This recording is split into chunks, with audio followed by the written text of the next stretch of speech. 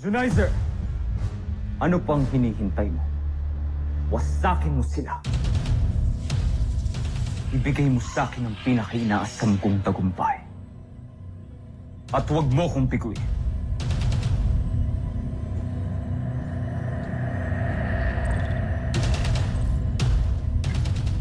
Mahal na prinsipe, may pumasok na senyales mula sa Buzan.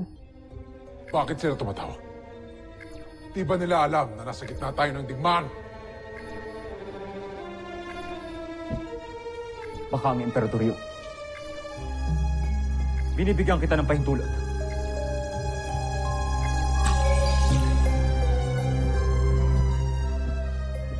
Baron Sander, anong kailangan mo?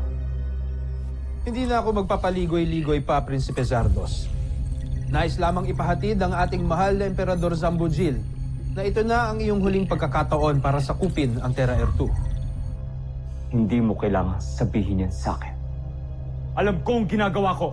Kung ganun, bakit hanggang ngayon ay hindi mo pa rin nadadaig ang Voltes 5? Bago ka magbitawan ng mga hambog na salita, tapusin mo muna ang misyon mo. Tandaan mo, ubus na ang pasensya ng Emperador sa'yo.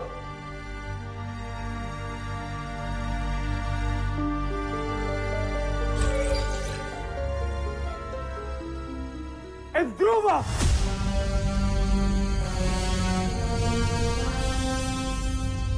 Narinig niyo ang babala sa akin ng Emperador. Kailangan natin manalo sa labang ito. Karera, kinabukasan, at karangalan natin ang nakataya rito. Masusunod, John Frey. Gagawin namin ang lahat upang tuluyan na nating matalo ang Voltes 5.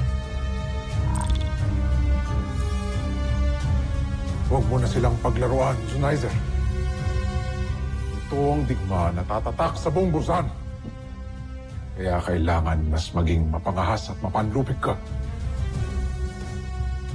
Sige, pakita mo ang tunay mong lakas.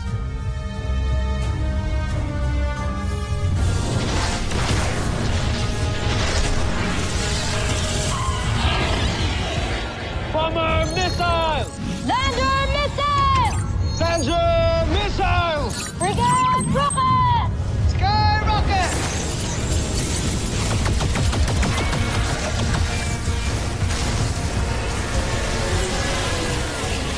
Steve, listen to me. Nakakuha kami ng transmission sa kampo ng mga rebelde. They are under attack.